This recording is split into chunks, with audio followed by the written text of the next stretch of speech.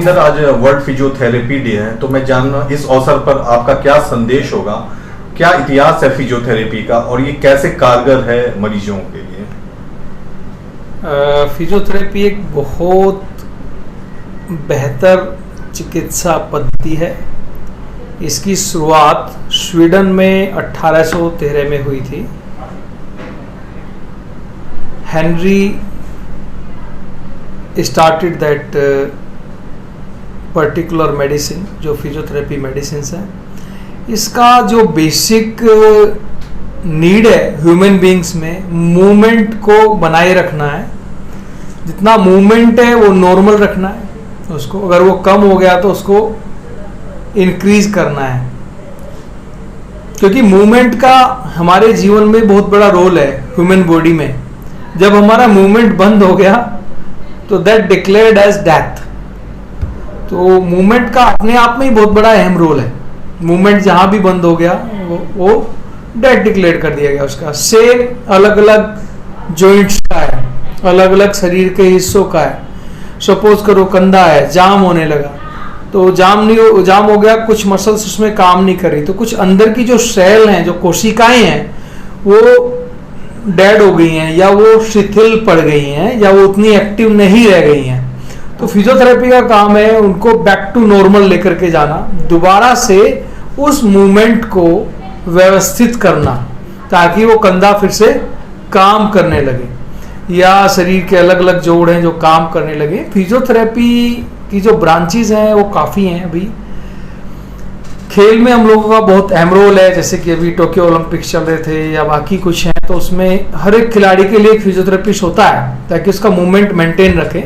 इस फील्ड को sports physiotherapy बोलते हैं।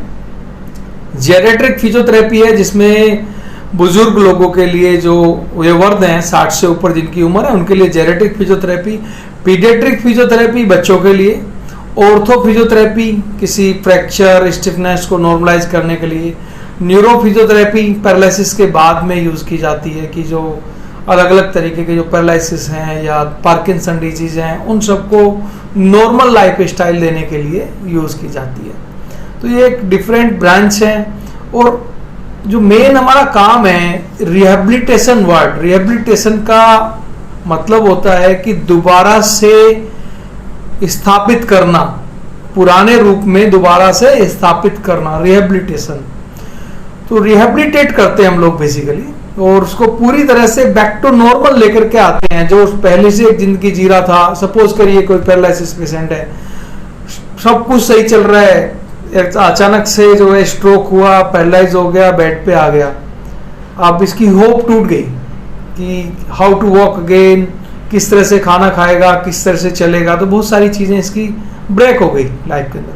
तो उसमें एक फिजियोथेरेपिस्ट हेल्प करता है, इसको शुरुआत से ही फिर से चालू करेंगे और इसको व्यवस्थित करेंगे, एक्सरसाइजेस कराएंगे, खड़ा होना, बैठना, और उसको फिर नॉर्मल लेकर के चले जाएंगे। मशीनों का भी इसमें काफी उपयोग है, प्रचलन भी बढ़ा है, कुछ विकास भी होगा, तो उसके बारे में थोड़ा रोशनी डालिए। क्या क्या ट्रीटमेंट होता है, किस तरह से? Physical therapy, physiotherapy, physical therapy. Therapy मतलब चिकित्सा, फिजिकल भौतिक चिकित्सा, अगर आप इसको हिंदी में बोल रहे हैं तो इसमें फिजिक्स का एक अहम रोल है। मूवमेंट के थ्रू देख लीजिए या मशीन्स के थ्रू देख लीजिए, तो अलग अलग डिफरेंट मशीन्स हैं जो हीलिंग में भी यूज होती हैं। डायरेक्टली हम जैसे लेज़र यूज कर रहे हैं, तो जो लेज़र की बीम है अंदर जा रही है और वो जाकर के हील कर रही है, तो हीलिंग मॉडलिटीज काफ़ी हैं। मैग्नेटोथेरेपी है, क्रायोथेरेपी है, अलग अलग हीलिंग मॉडलिटीज हैं ये सारी की सारी, बट फिजिकल मॉडलिटीज है, इनका कोई साइड इफेक्ट नहीं है। अच्छी चीज़ इसमें यही है कि इसका कोई साइड इफेक्ट नहीं है। जैसे आप पेन किलर्स की बात करें तो you can not take that for a longer period, एक लंबे टाइम तक आप नहीं ले सकते उसको, वो आपको इतने सारे साइड इफेक्ट कर देंगे, उसके लिए काफ़ी और मेडिकेशन चालू हो जाते हैं, कई बार पेशेंट को डायलिसिस तक जाना पड़ता है। बट फिजियोथेरेपी में बिल्कुल नेचुरल मीनिंग्स हैं पूरे के पूरे, और डेफिनेटली जो है ये इनके साइड इफेक्ट्स नहीं होते। जहाँ तक बात की जाए आपके सेंटर की एडवांस फिजियोथेरेपी जो गामा 2 में स्थित है रोशन हॉस्पिटल में, तो यहाँ किस तरह से ट्रीटमेंट आप देते हैं, किस किस तरह के पेशेंट्स आते हैं और कितना कारगर होता है, कितना जल्दी ठीक होते हैं वो? हमारे जो सेंटर का नाम है एडवांस्ड फिजियोथेरेपी है। एडवांस्ड मीन्स सबसे आगे, तो हम इसकी इस डेफिनेशन को हम जीते हैं बेसिकली, जीवन की तरह जैसे जीना है उसी तरह हम जीते हैं इसको।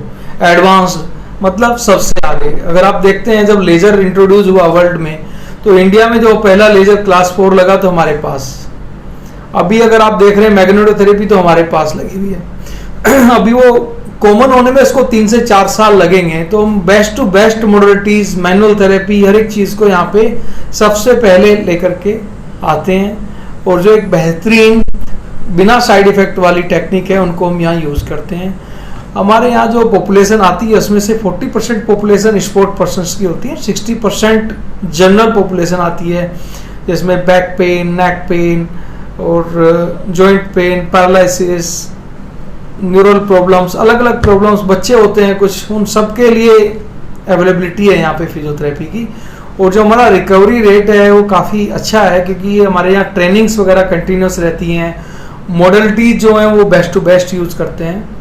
तो रिकवरी रेट्स पे काफ़ी ज़्यादा ध्यान रहता है, क्योंकि जो मेन चीज़ है, जो रेफरल है किसी भी चीज़ का, वो mouth to mouth publicity is the best.